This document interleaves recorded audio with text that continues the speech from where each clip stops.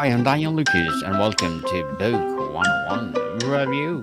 Book 101 is all about the books that I've read for the last 40 years. And today I have my special guest. He's a writer, a fellow podcaster, conversationalist, musician, philosopher, book indexer, and of course, a father too. None other than Mr. Mike Oppenheim. Hi. Welcome on Book 101 Review, Mr. Mike. And can you please introduce more about yourself that I missed? Yeah, there's not a whole lot more, but I'm a person who loves to do everything. I've made movies, I've written novels, I write nonfiction, I am a teacher and a professor. I, like I said, it says I played music, I was in bands, I toured a bit, I draw cartoons. I love all of the arts, and but the one through line, the main consistent thing my whole life was books. From the time I was a little kid to now, I love books. I love holding a book. I love reading a book. I love talking about a book with someone who just read it. And I think even as we move into this digital age where everyone talks about how YouTube and podcasting is the only thing people will listen to, I disagree. I think a lot of us still like books and still write books and still read books, and I think there's a place Yes. for them. So I'm a big fan of books. Yes, indeed. We have like 8 billion people all over the world. So, wow, probably one fourth of them reading books. Mr. Mike Oppenheim, thank you so much for sharing your knowledge and wisdom to the world. And today, let's talk about the intersection of humor designed to explore its power, purpose, and complexity for multiple angles. As it core, do you believe humor is a tool for revealing fundamental truth about the human condition, or is it a primarily a dense mechanisms against the very condition? That's a great question. I think it can be both. I think that humor is a tool. So just like a knife can be used to cut vegetables or to stab someone, I think you can use humor to deflect, change, and critique culture and society. And I think that the one reason humor stands out to all of us is you can't fake laugh and you can't fake find something funny. Like humor is just a natural like gurgling that comes out of you, and so even if you stifle your smile or you pretend it's not funny, you know it's funny and you just know. And it's like it can coincide with anger, it can coincide with sadness. Like humor is a different it's different than an emotion. It's not an emotion. So that's why humor fascinates me is it's something that clicks and it doesn't click with everyone. There will never be a joke that everyone finds funny, and there will also never be a joke that no one finds funny. Um, I think that humor is so relative to what a person expects and what is revealed. And I think that um, in general, it requires intelligence to not only be funny but to understand what's funny. And so I think that it's a good tool in this day and age where people worry about the level of intelligence of people and what they are and are not receiving, because when you tell a joke, you can see immediately whether the person met you or not, whether they understood the joke. Now whether they found it funny is a third issue, but just even if they understood that it was a joke is already a good test when you're meeting someone. Truly empowering answer. Mr. Mike, many of history's greatest insight or satirists, from Jonathan Swift to George Carlin, use comedy to challenge power. Why is it humor such as a unique, potent weapon for speaking truth to power? Yeah, that's a great question. And I like that you used the phrase truth to power correctly, because I notice a lot of people don't use that correctly. And when people are in power, they need to hear the truth and it's hard to get through to them. And I think like I a little bit of what I just discussed applies to this answer, which is um if you can make them laugh, then they are going to show humility. Laughter is a sense of humility because it's a dropping of your guard. In cultures where smiling is not considered normal, getting someone to smile is like a huge deal. It means a lot to you and the person smiling. And so humor, I think, is a great way to reach power, because if something is undeniably funny and everyone in the room is laughing, it makes it harder to come down on it. So Jonathan Swift, who you mentioned, is one of my idols, one of my favorite people ever. And I think that he wrote in an incredibly different time than even Mark Twain or George Carlin, especially, where it wasn't freedom of speech. That phrase wasn't even around back then. There was a monarchy; they could kill anyone they wanted to, and he wrote like really devastatingly funny and critical pieces about his government, about Ireland, and about like what was going on. And that war between the Irish and the English would continue all the way until the 1990s.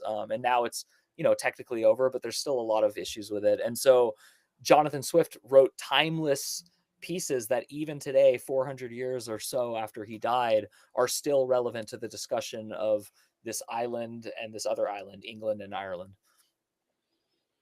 There is a fine line between a joke that lands in one that causes harm. How do we navigate the ethical responsibility that comes with using humor, especially when it touches a sensitive topics?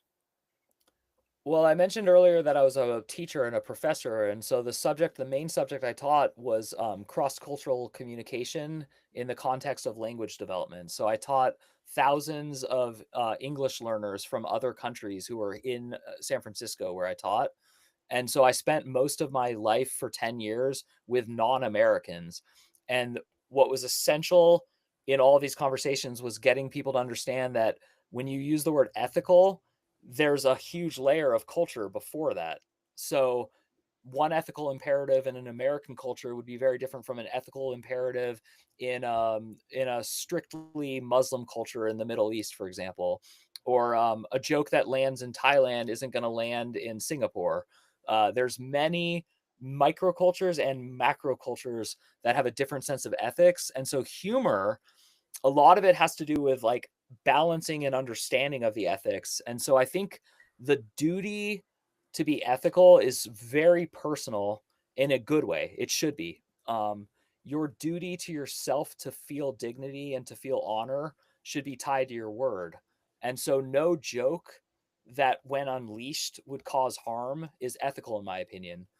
And so what causes harm to me is lowering someone's sense of dignity or their self-esteem. They're probably the same thing, but for lack of time to critically think about this, I would say that the line for a joke is honestly, are you just trying to make the people who aren't the target of the joke laugh, or are you trying to include the people who are the target of the joke? And I would say that's the most important part of a joke delivery and a joke telling. So if you're going to honor the power that you're speaking truth to, you have to do it, you have to honor it, you have to say like, well, you are in power and you do have decisions to make, and so here's like a new way to look at your decision making, which is very different from a joke that just says you're awful, you're the problem, and you should go away.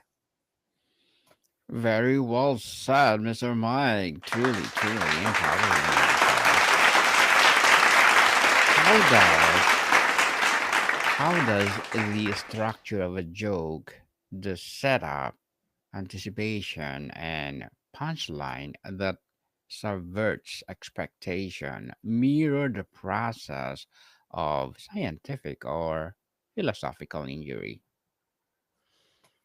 I don't know if it mirrors the process of inquiry, but I do see how it mirrors the overall process. Many vaccines were discovered while searching for the complete opposite.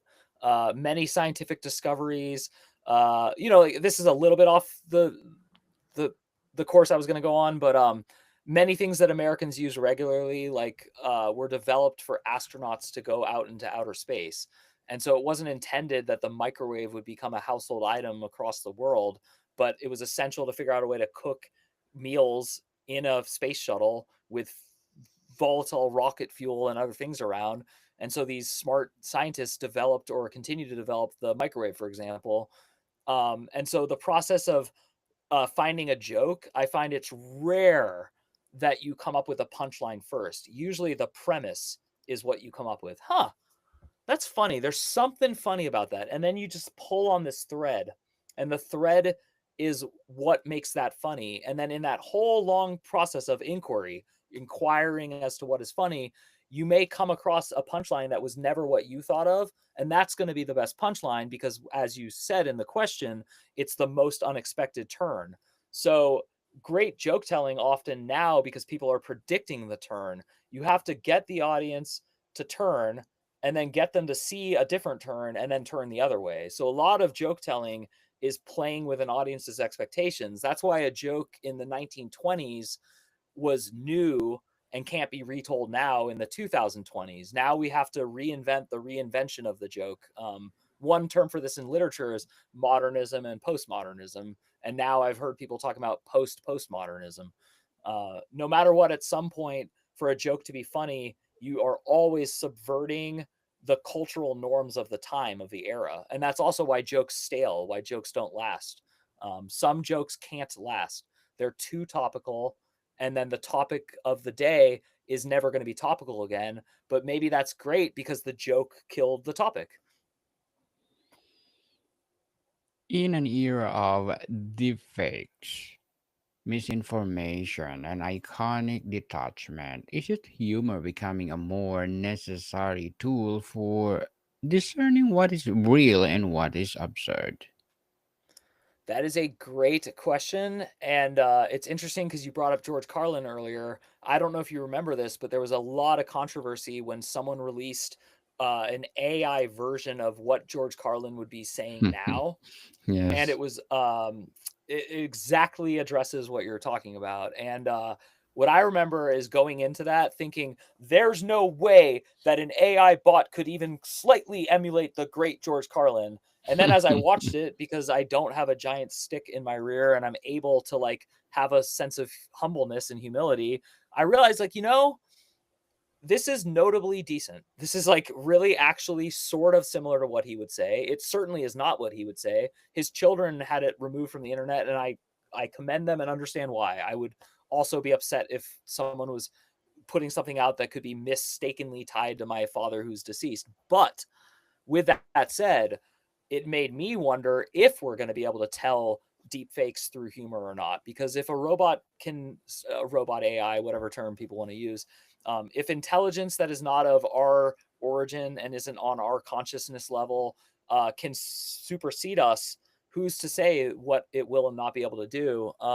What I'm more concerned with is how did we get so relaxed where we stopped suspecting fakes all along? Because there was subliminal messaging in the 1930s and 40s and 50s in movie theaters. It still goes on today. They still have to have people checking reels and things that go out on TV because it's still possible to insert subliminal messaging. Propaganda, now it's considered a negative word, but companies used to have propaganda teams. It was just a word that meant how to get your message across. So deep faking, while people are scared of it now, it's been scary all along. There's been deep fakes since long before us, and there will be them again. So I think our job with humor and our job with deep fakes is kind of the same, which is we need to realize the limitations of being a human and what we can control. And since we can't control each other, we're certainly not going to control each other from developing AI. So at this point, I don't think we're going to put AI away, and I don't think we're going to get rid of deepfakes. So I think we should stop believing in a system of being able to tell the difference. And that leaves us in a really scary position, but at least we can be on equal footing, all of us, in knowing that that phase of humanity is over. There's no longer a fake sense of authority, because again, as I've learned from reading history books and then seeing them get rewritten in my lifetime, I've seen chapters of the 9/11 attacks in America change. I've seen the language change, the reporting, the what happened on the days leading up to it. And so I know as well as anyone else that like even these trusted history books, they were always written by people with an agenda. And so I would say that we're entering a very scary period where a fake floor of security is dropping, but that floor has always been fake. And the terrifying area beneath the floor, philosophically speaking, is the same terrifying feeling you probably had the day you figured out you were going to die.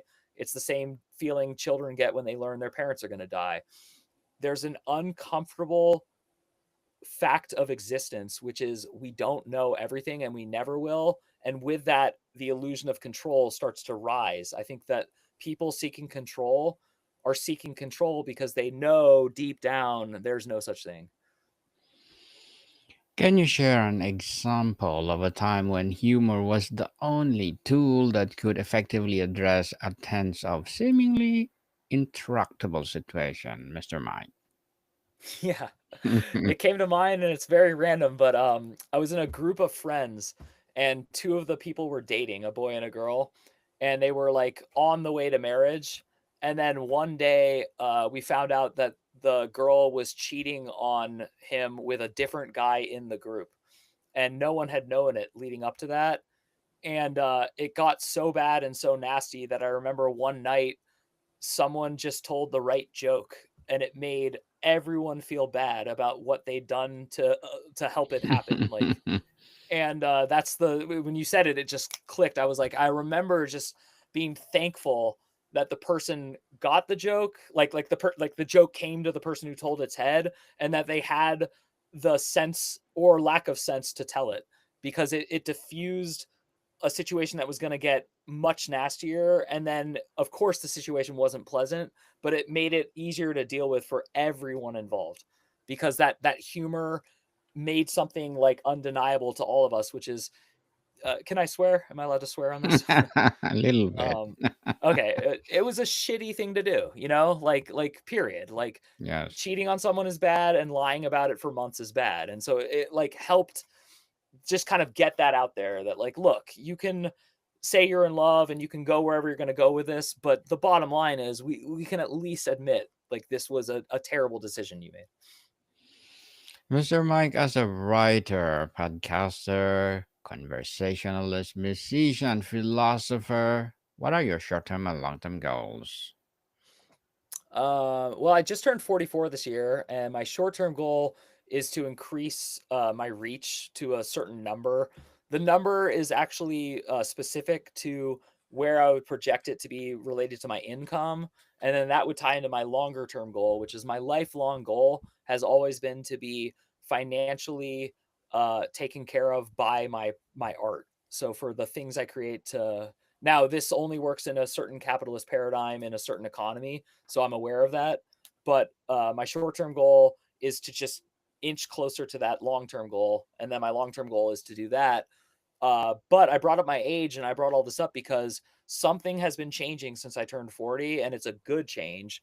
And I say this to a lot of younger people. My priorities are also changing drastically. My long term goal is to live a very long and healthy life. I still have good health and I still take care of my body, and I'm noticing friends who don't, and I'm noticing people who don't.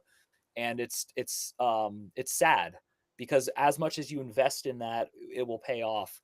And so my long-term goal is kind of shifting more into like personal health. And then you mentioned I have children. That's my other like short-term goal, is just to like really control who I am around my kids so that I'm the best role model I can be. I feel like our society does not have a lot of great role models on TV anymore. I feel like, there's just a lot of uh, most role models in my culture are very young people bragging about what they look like or how much money they have. I don't think those are the best things to be constantly promoting to children. So one of my goals is also just to be like to be mentally healthy enough to smile in front of my kids, to take an extra second to ask them what they need help with, just things like that. Good luck to your goals, Mr. Mike, and looking forward for more success. And what would be your piece of advice for those people out there who want to be like you? Actually, my answer is like pretty cliche, but it would be there's no one like you and there's no one like me, and that's actually the best part of living long enough to learn that and get it. I think so much of our life on the way up is what we call imposter syndrome, like trying to fit in, trying to be someone else, looking at other people who made it and trying to do what they did. But your path will always be different and your path will be unique. But the day you learn to love your path is the day you'll start loving yourself and loving life. So my advice to people who want to be like me, if you want to love yourself, start accepting everything. Accept your faults, accept your strengths, accept how they work together, accept your mistakes, accept them as soon as possible, be accountable for them. And with all that acceptance, you'll start accepting the world. And the world is the way it is. You don't control it, you only control your reaction to it. So if you want to be like me, my advice is start accepting everything, but most of all, yourself. Yes. Accept yourself. Love yourself first, people. And Mr. Mike, can you please recommend a book or books that influence your journey? Yeah, I mean, there's so many. I was an English major and I've read like a million books. I would say if you're a serious person about writing books and novels, I would study John Steinbeck and I would specifically read East of Eden. I would recommend East of Eden by John Steinbeck as the book that most influenced me to see you can write a long novel, and as long as each chapter is catchy, quick, and interesting, people will read it.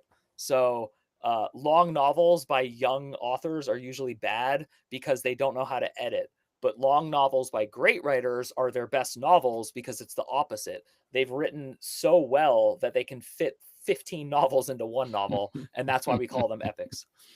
True, they are epic and legendary for sure.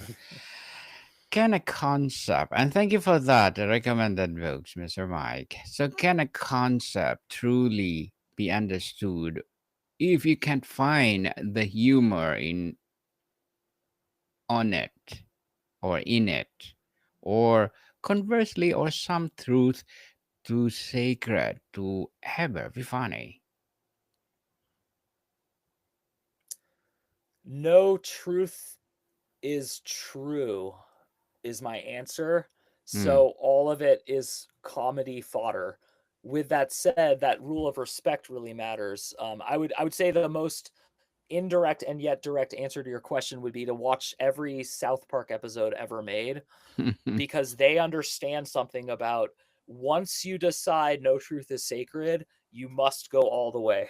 It would be unfair for South Park to have one subject they can't make fun of. And so they've dedicated their 20 plus years, maybe even 30 now, of clout, of power, of people watching it, to doing just that. And so when your turn comes, you blush a lot and it hurts your feelings, but it's your turn, because your truth isn't sacred to everyone. And maybe that's the sacred truth, is learning that like keep it to yourself and keep it sacred. But if someone else wants to talk about your sacred truth, it's not sacred to them. And so you don't get to tell them it's sacred. Yes, certainly. So, how can humor be a form of resistance or a survival mechanism for marginalized communities? And what can others learn from that?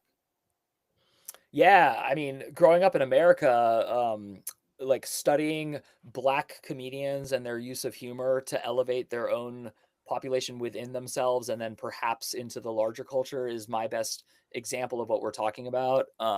To say black people in America are or were marginalized is a huge understatement. There's nothing like it in my culture. It's beyond, even the word marginalized sounds too nice. But yet somehow this group has persisted mainly through entertainment, through humor and voice and music.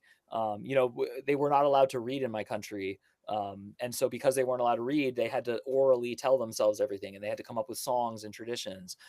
So the outstanding cruelty against the marginalized populations, and I'm just talking about America. I can't talk about other countries.